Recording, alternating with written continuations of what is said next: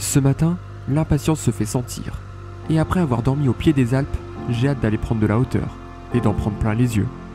Et pour cela, aujourd'hui, on a un itinéraire de choix. Avec pour commencer, le col de l'Isoire.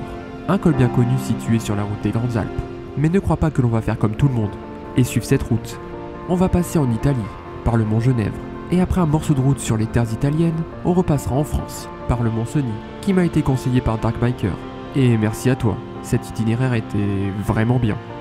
Et aujourd'hui, on va avoir de la neige, un lac d'altitude et des paysages magnifiques. Mais je te laisse te faire ton avis par toi-même.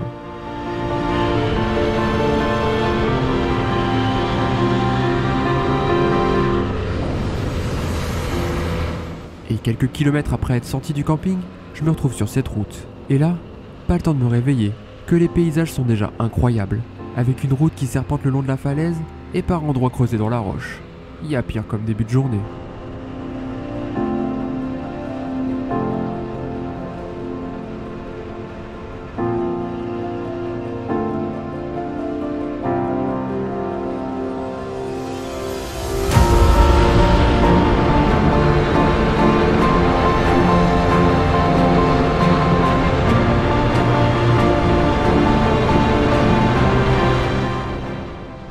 Je vais longer le Guil pendant quelques kilomètres, sur une route située entre deux montagnes, plutôt très agréable à rouler, avec le soleil qui éclaire les falaises et juste ce qu'il faut de virage pour se laisser bercer.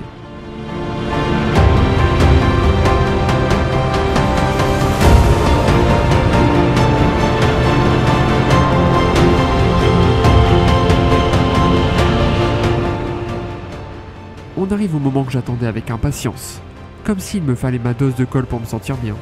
Le col de l'Isoire, j'en ai entendu parler, plein de fois, et tu ne trouveras aucune originalité à passer ici. Mais c'est un peu un passage obligé des motards. Et puis l'année dernière, le col de la Bonnette m'avait donné un avant-goût des Alpes. Et je pense qu'une fois qu'on y a goûté, on a juste envie d'y retourner. Alors ça y est, j'y suis, et le col est bien ouvert. Et on va aller voir ce qu'il nous réserve.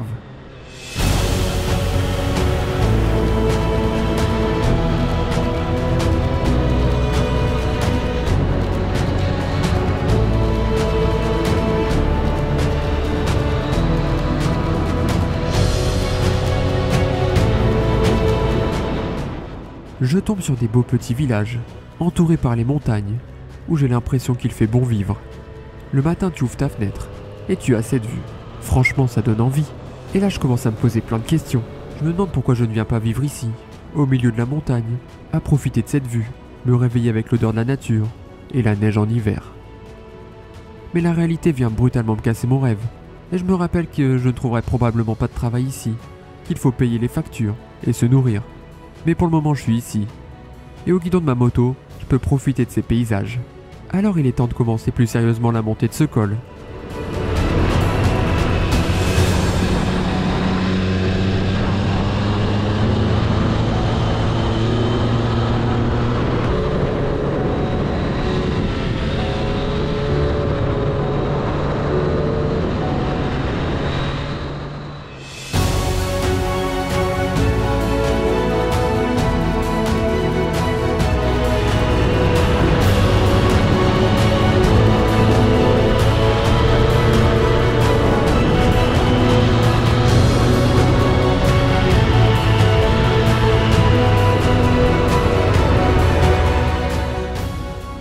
Parce que c'est ce genre de route et de paysage que je suis venu chercher.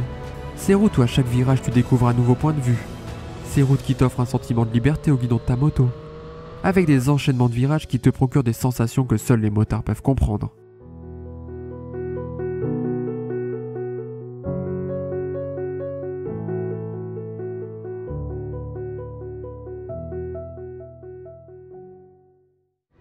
Je me disais déjà que le paysage était incroyable, mais à partir de ce moment, on va encore monter d'un cran.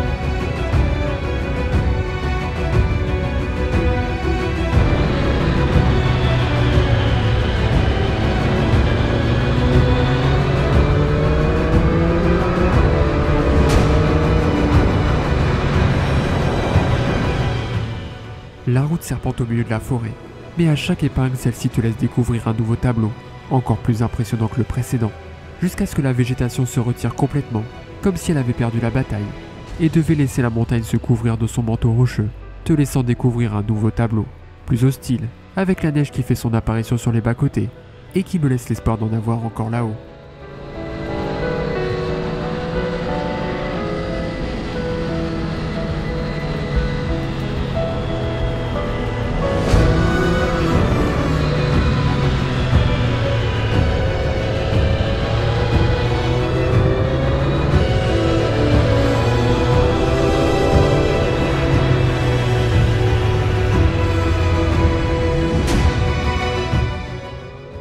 Ce col est vraiment à faire. La route qui y mène est juste trop bien. Entre virage et paysage, le plaisir est bien là. Mais ça y est, le tour de ma neige est terminé. Et je suis déjà arrivé en haut du col. La neige n'est pas aussi présente que ce que j'avais imaginé. Mais peu importe, je vais m'arrêter profiter un peu. Et prendre mon petit déjeuner. Ici, à 2300 mètres d'altitude. Puis il est temps de reprendre la route. Et comme si l'Isoire avait senti ma frustration du manque de neige, la montagne a revêtu son manteau blanc. Pour le plus grand plaisir de mes yeux. Tu vas me dire que c'est peut-être juste parce que c'est la face nord, et que forcément, de ce côté il fait plus froid. Mais à ce moment-là, je le vois plus comme un cadeau, dont je vais bien profiter, parce que là le paysage est juste incroyable.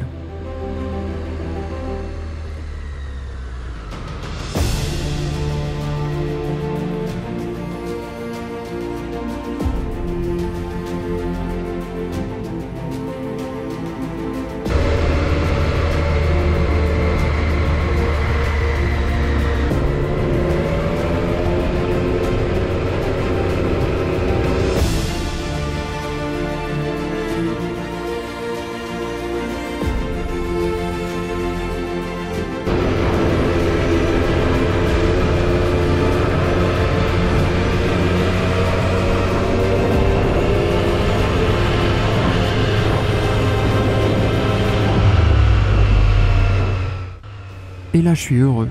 J'ai passé mon premier col recouvert de neige. Mais la neige est éphémère. Et au fur et à mesure des virages, celle-ci disparaît. Et laisse de nouveau la végétation prendre place.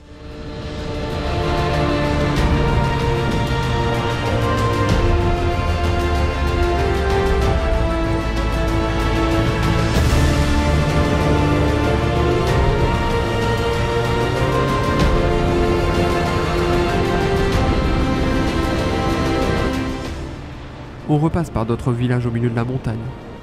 Et je vais pas te refaire toute ma réflexion, mais quand même une petite maison, avec la vue sur les cols enneigés, je dirais pas non. Je continue de redescendre le col en direction de Briançon. Et aujourd'hui je mets toutes les chances de mon côté pour la météo. Briançon profite de 300 jours de soleil par an. Avec ses montagnes tout autour, dont certaines dépassent les 4000 mètres, protégées par plusieurs forts militaires, encore en parfait état, Briançon est un joyau qui se mérite, surtout pour les amateurs d'histoire, qui pourront visiter sa ville haute, fortifiée par Vauban. J'aurais peut-être dû prendre le temps de visiter un peu, mais l'Italie m'appelle, alors je prends la direction du Mont Genève. Et puis pour le côté visite historique, on se rattrapera ce soir.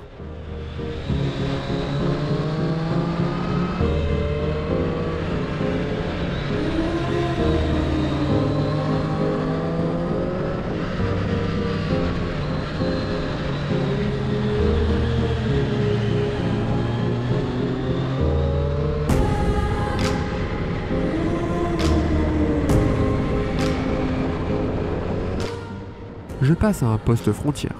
L'Italie ne doit plus être très loin.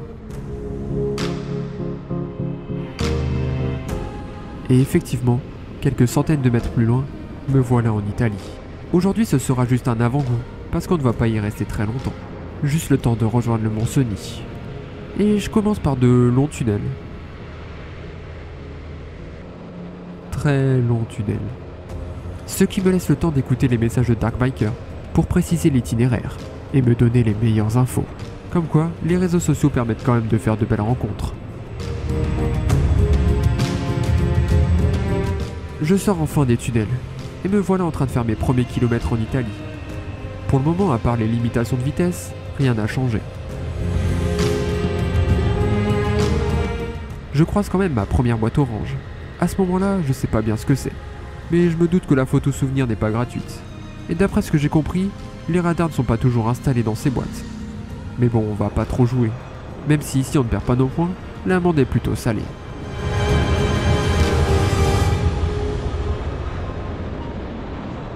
On part sur une petite section de liaison qui va nous permettre de rejoindre le mont Cenis. Pas forcément la plus intéressante, mais il en faut bien. Toutes les routes ne peuvent pas être incroyables. Et en disant ça, j'exagère quand même un peu. Parce qu'on est loin de la ligne droite, longue et ennuyante.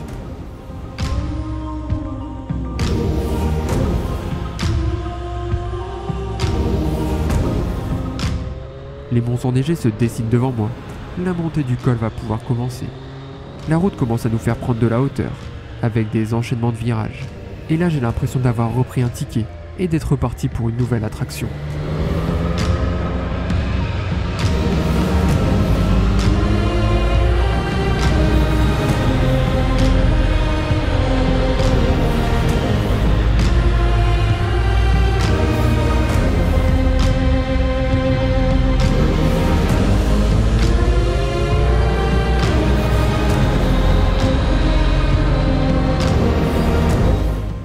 Des opérations de fauchage sont en cours.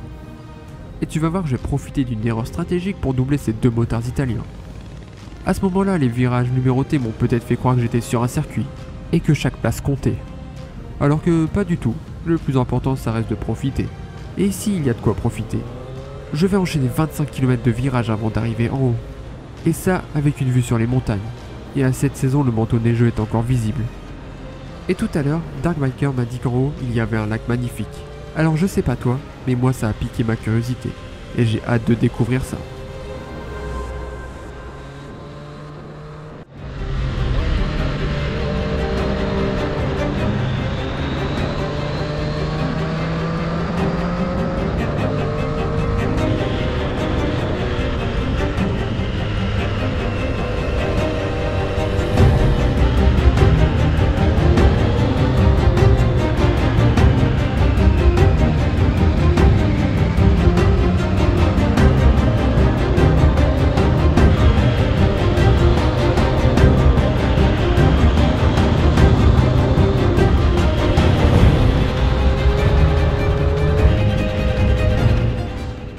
On dirait bien que je suis de retour en France. Le lac est à la frontière mais côté français, je ne dois plus être très loin. Et là en voyant la route, je me dis qu'il va me rester quelques épingles avant d'arriver en haut. Mais en même temps, c'est exactement ce que je suis venu chercher.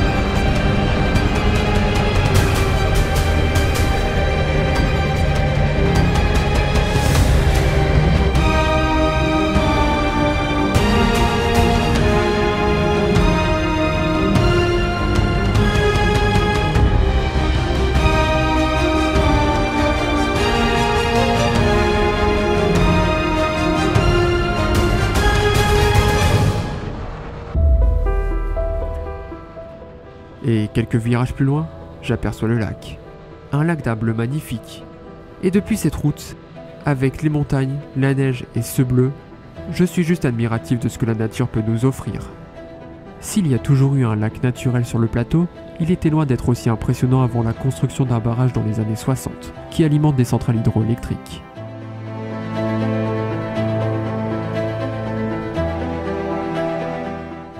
Le mont Cenis est également chargé d'histoire. Depuis le Moyen-Âge, le col du mont Cenis est une voie de passage très importante entre la France et l'Italie. Et de Charlemagne à Napoléon, les têtes couronnées ont emprunté ce col, malheureusement souvent avec leurs armées.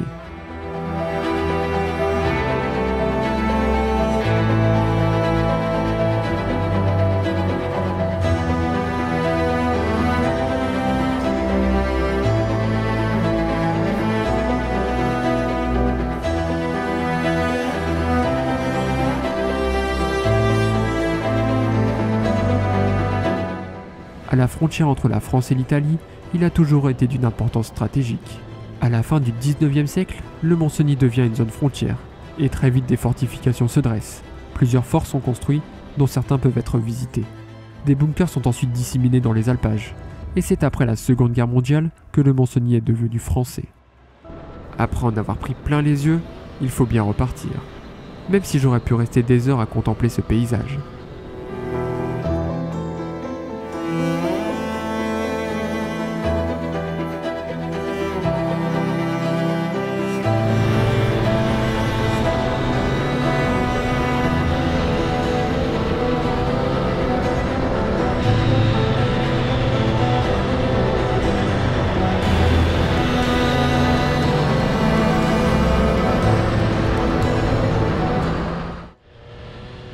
Je prendrais autant de plaisir à la descente. Et avec toutes ces installations, je me rends compte qu'ici en hiver ça doit être plein de skieurs.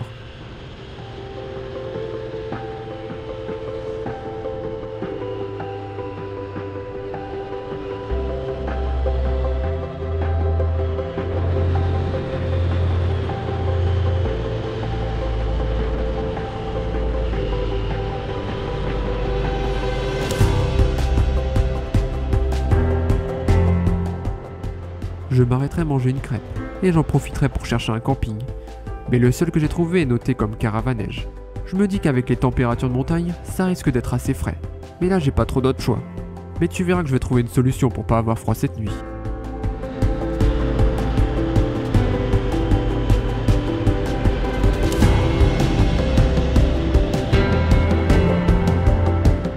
Je dois avouer qu'en arrivant à Ossois, les paysages sont vraiment beaux. J'arrive au camping La Buidonnière, et ici personne pour m'accueillir. On m'a juste dit de donner mes coordonnées à l'office de tourisme, et que je recevrai la facture plus tard. Et je pense que je vais être le seul à y installer ma tente cette nuit. Une fois la tente installée, je pars en direction de l'office de tourisme, qui me conseillera d'aller visiter le fort Victor Emmanuel. Alors j'enfourche mon fidèle destrier pour y aller.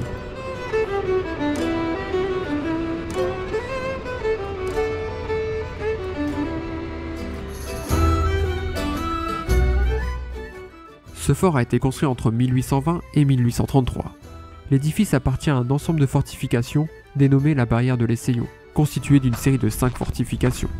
Construites sur un verrou rocheux, ces fortifications avaient pour rôle de protéger la partie cisalpine du royaume de Sardaigne d'une éventuelle invasion française.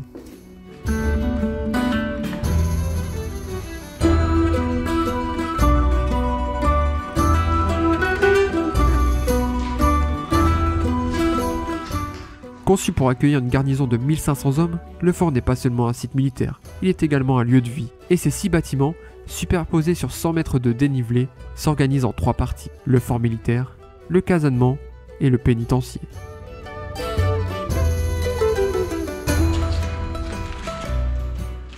Dans cette salle où les pierres tiennent en équilibre, j'ajouterai une pierre à l'édifice.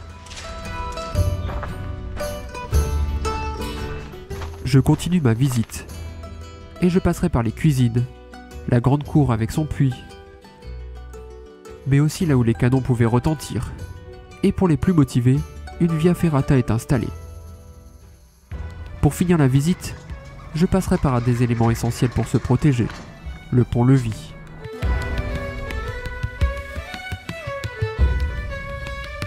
Juste derrière le fort Emmanuel, tu peux retrouver le fort Charles-Félix.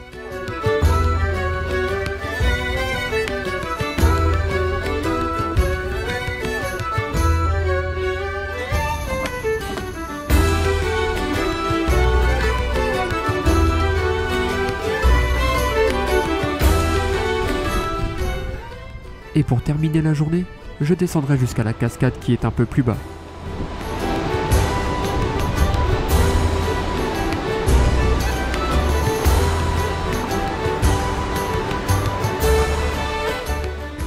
Et avant de rentrer au camping, j'irai manger un bon burger, où je discuterai avec la gérante, elle aussi motarde. Et en arrivant au camping, je me dis que je vais dormir à l'intérieur. Il y a un bloc sanitaire sur plusieurs étages, et au dernier étage, un espace salon, avec la télé. Et au vu des températures plutôt fraîches, j'y serai mieux que dans ma tente. Allez, bonne nuit, et à bientôt pour le prochain épisode.